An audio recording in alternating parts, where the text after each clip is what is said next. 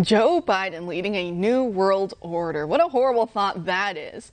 But Joe may get some pushback on that from global elites such as United Nations Secretary General Antonio Guterres. In a pre-recorded address to the Economist Sustainability Summit, Guterres spoke of the recent energy cost crisis, which the Ukraine war has exacerbated. Of course, his sympathies were not with the working people of the world struggling to heat their homes and drive to work.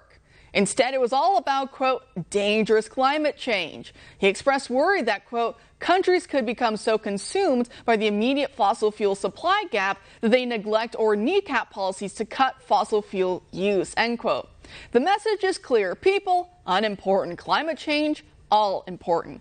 Joining us now to discuss is biostatistician and the founder of JunkScience.com, Steve Milloy. Thanks for being here tonight, Steve. Garrett, thanks for having me as always. Great. So all that kind of confirms everything we've been talking about these last few years, doesn't it? Well, climate has always been about a new world order.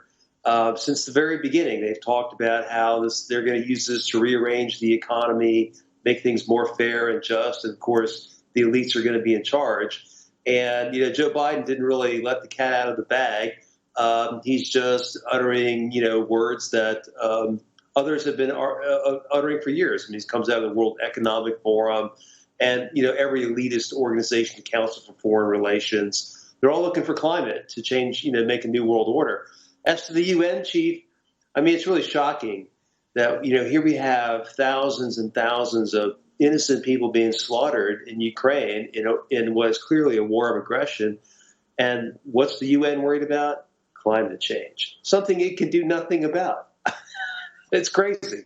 It is, and it really speaks to, like you're talking about, everything that's been going on really to their character in many ways. I mean, throughout this entire crisis, there's so many aspects to it, but the one point that's really stood out to me is the fact that when Biden, instead of drilling more here at home, he went crying and begging on his knees to the Middle East, to the OPEC nations like Saudi Arabia, saying, hey, can you help me out here? And they didn't pick up his call, but they did pick up the call from Putin, and they did arrange meetings with China and with the leader in China, Xi Jinping.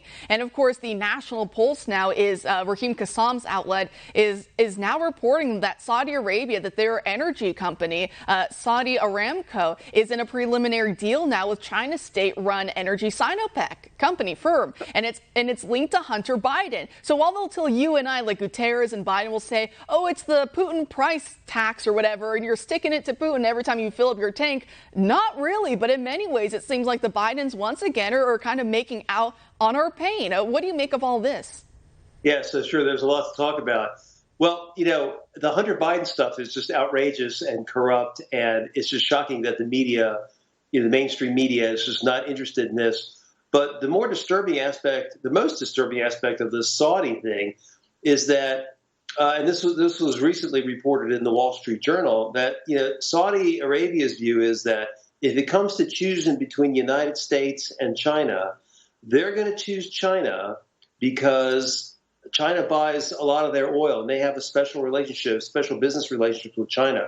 So we're kind of out of luck. And Joe Biden going to Saudi Arabia and OPEC and Venezuela and Iran and asking them for oil, where we could ask friendly Americans to produce even more at lower prices, but we'd rather go to our enemies or adversaries. It's just crazy. I mean, what kind of president do we have, and what are we going to do for the next 3 years? That's exactly right. And something I'm excited to ask you about is when it comes to China, and of course, like the Biden family, a big example before 2020 with the laptop from hell and how that got completely shut down and censored from every agent out there, every outlet out there. But I mean, even worse than that was all the intel, all those, former heads of the CIA and the DOD and everything else coming out of the woodwork to say, oh, don't look here, it's Russian disinformation. And of course, even now the New York Times is admitting, no, it was real. We've known it the entire time, but that's the kind of world that we're dealing with. And of course, the Biden family, a lot of people have wondered for years, what do some of these other nations like China, like Russia, like Ukraine have on the Biden family because of Hunter Biden's dirty dealings? And I see you've made some headway with this, perhaps when it comes to an audit for companies with some Chinese holdings. When it comes to this SEC, what can you tell us about that? Well, sure. I filed shareholder proposals with companies like 3M and Verizon this year. asking them to do what I call a communist China audit. How much of their business depends on communist China?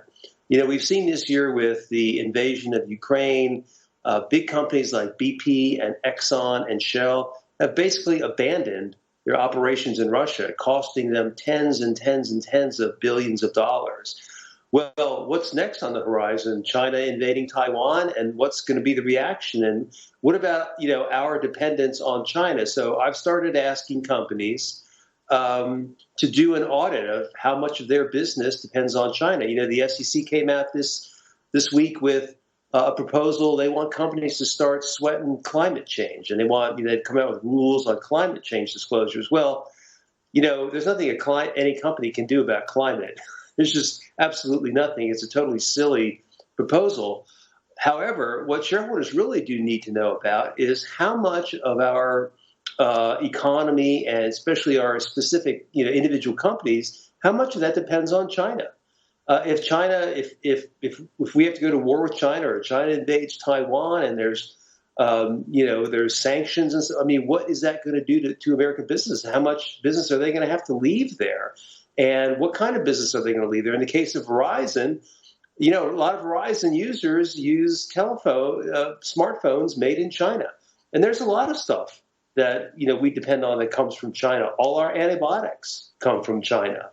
And so we have this huge vulnerability out there that nobody wants to talk about. So I'm trying to get to that.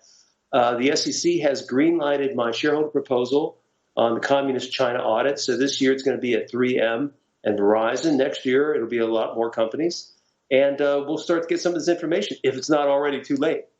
Steve, well, I'm happy to hear it. Thanks for joining us tonight. All right, Kara, thank you. And up next, we'll bring you details.